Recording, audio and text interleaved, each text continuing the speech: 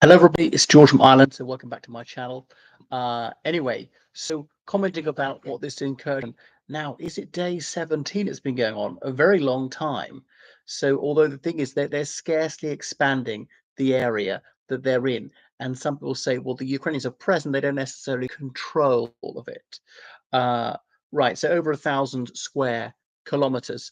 And put that in context, that's about as much ground as Russia has gained in 6 months of attacking in East Ukraine, and obviously all not in one big chunk, as in Kursk Oblast, but spread out all along the front line, which is several hundred kilometers long. So they just moved forward maybe 10 kilometers at their maximum point of penetration.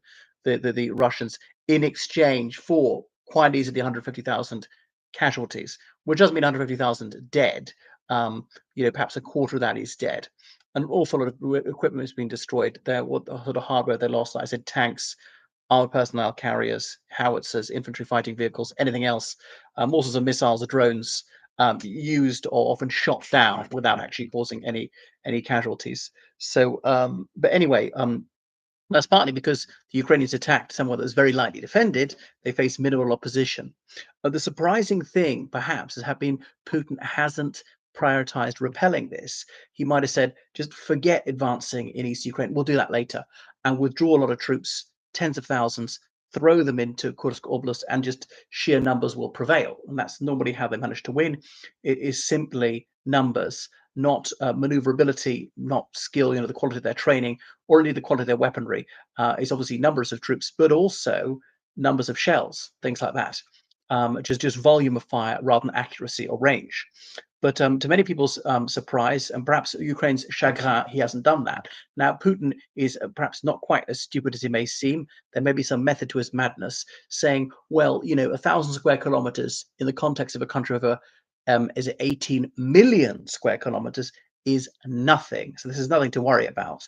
And the Ukrainians won't go too far because they realize their supply lines will be overstretched. They'll be too spread out. They could be too easily enveloped, something like that. So we'll contain this eventually, and we'll squeeze them out eventually. We'll leave it a few weeks, maybe even a few months. And obviously, within 2 months of winter, with the weather be so cold that people don't advance that much usually in winter. I mean, late October would be so muddy that that's a big problem. When it's frozen solid in December, that actually makes it a little bit easier. Not as easy as it is now. Bear in mind, this is prime campaigning season. It's more idyllic. The ground is hard and dry, and so road vehicles can go off-road quite easily. Obviously, that's much more difficult when it gets very muddy in late autumn or starts to freeze. The one thing is sometimes it's just so hot, it's a bit difficult on the soldiers, but I mean, hey, tough, they got to cope with it. So that's why I say Putin says they want me to withdraw troops from East Ukraine. They want me to slow down or stop the onslaught in East Ukraine. I'm not going to play their game. They're banking on me doing that, some respite for their soldiers to rebuild their defenses, to whatever, to possibly withdraw to a more defensible position. No, I'm not going to do that. So there'll be no let up in that attack, and they will eventually crumble. They're doing this because they know slowly but surely Russia is winning in East Ukraine. Even though it's going forward at a snail's pace, that could speed up. And at some point, we don't know when, the Ukrainians around Pokrovsk will crack and an orderly retreat will turn into a rout. They're already forcibly evacuating civilians from Pokrovsk. Obviously, something like 95% of the civilian population left anyway. There's some geriatric said, I'm just so old, I'm going to die in a year or two anyway. I don't care. I've lived here for 90 years. In some cases, I was here when the Germans were here. This is my home. I'm not leaving. Some of whom might even be of pro-Russian sympathies, ethnically, linguistically Russian, or some reminiscences, sentimental feeling, nostalgia for the Soviet era. Feel it's somehow coming back. Well, I suppose it is, but without even the social justice such as it was. Um, so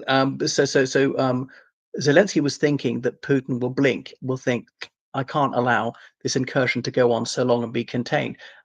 So that's why they sent some rather sort of third-rate troops, reserve line troops.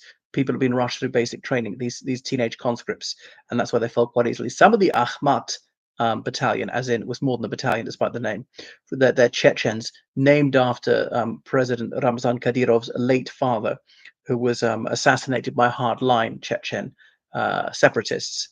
So, and Putin actually just went to visit Chechnya for the first time in 13 years partly to express his gratitude, because Kadyrov claims falsely that proportionally the Chechens have fought in this war more than any other Russian republic or region. Actually, it's the Buryats, but Chechen's pretty high up out of the 85 federal subjects, because some of them are republics if they're a homeland of an indigenous ethnic minority, others are regions. It's a krai if it's by the coast or by the border, as in meaning edge, and it's oblast if it's not.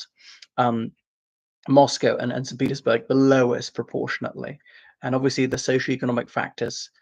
So if you're upper class, the chance of we draft is very, very low indeed. Some will volunteer, but money talks. They got connections, and they'll just not be anywhere near harm's way. So but Zelensky thinking that Putin would blink. So in order to get him to do that, you're going to have to spook him a bit more and actually be even more audacious. A dash on Kursk.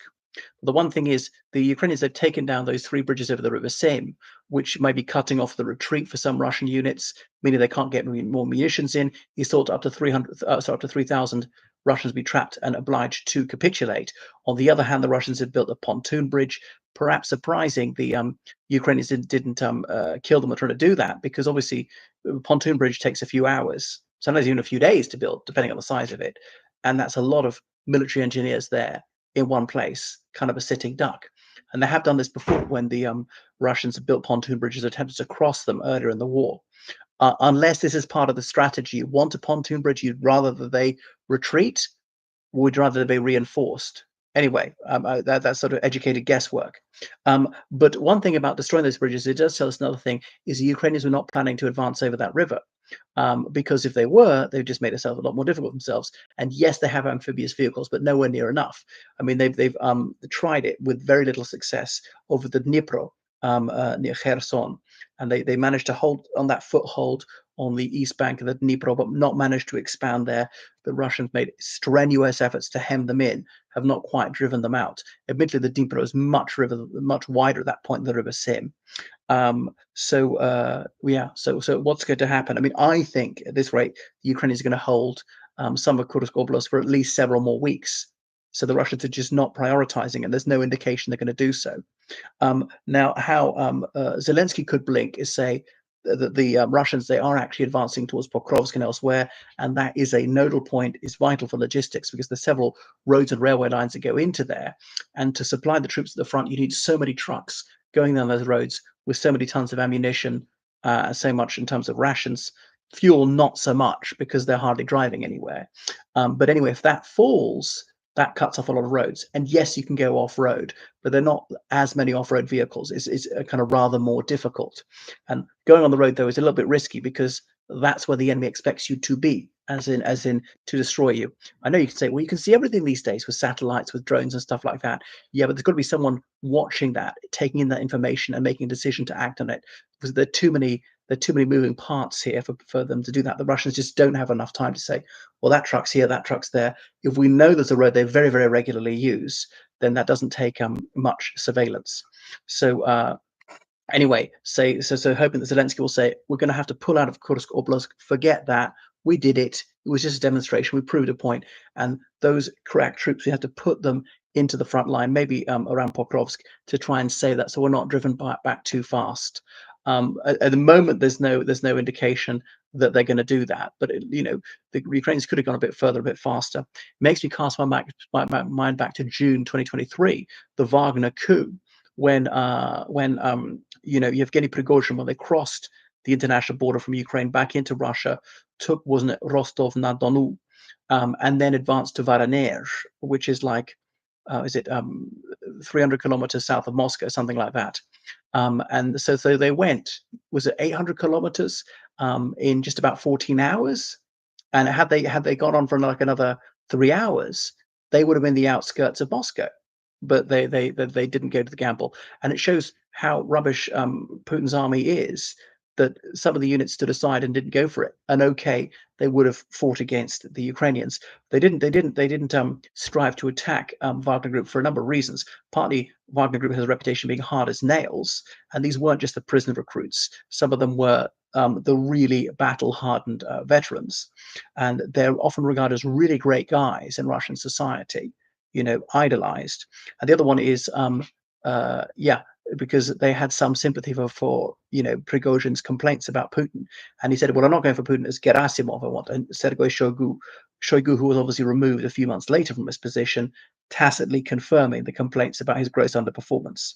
Yeah, and obviously the Air Force tried to destroy that Wagner column of those mutineers, and several aircraft, fixed-wing aircraft, and helicopters got shot down. So, but then again, it's partly because Putin was so cautious, was not willing to throw more at it. If he had, they would have overcome Wagner's air defenses. And again, why is he not using his air force strenuously to drive out the Ukrainians? Because he regards that as too precious. He mustn't risk his air force. So we know that that's his Achilles heel. That's his sore point. Ouch! That will make him back off. So that's why it's so important that Western countries authorize Ukraine to use ATACMS to a longer range, Storm Shadows, and so on. Russia's got us at 61 air bases, so many of which would be 250 kilometers of where the Ukrainian military is now, because that's Western Russia, the most densely populated area, and force Putin to move his air force units further back. Another thing is, I say, 1,000 square kilometers is nothing out of 17 or 18 million square kilometers. But then again, this is particularly fertile land. It's in a strategically important area. It's not that far from Moscow, a few hundred kilometers. And Also, Belarus, cutting off the route to Belarus, but the pipelines, the Druzhba, as in friendship pipeline, ironically named, going all the way through Ukraine to Hungary onto Austria. So that could be destroyed. So they can never send oil or gas down that again. But the Ukrainians actually haven't done that. We know that though that the Hungarians are hacked off with this being jeopardized, because they just took a decision today that saying that that the Ukrainian refugees are going to have their residency status cancelled in Hungary. There are about 30,000 of them, because they sense that under the Prime Minister Orban Viktor, they are not especially welcome. They've often transited Hungary, gone on to other countries where they're received rapturously. Well, thank you so much for watching my channel. Make sure you subscribe on Patreon, donate on PayPal, georgecallahan79@gmail.com. It was great to meet a fan on the train today, just by chance. If you want to email me, it's gcallahan at gmail.com. G Callahan spelled GCALLAGHA triple N at gmail.com. Okay, there's a silent G in Callahan, G Callaghan, and it's NNN, triple N at the end of Callahan at gmail.com. Okay, goodbye, everyone.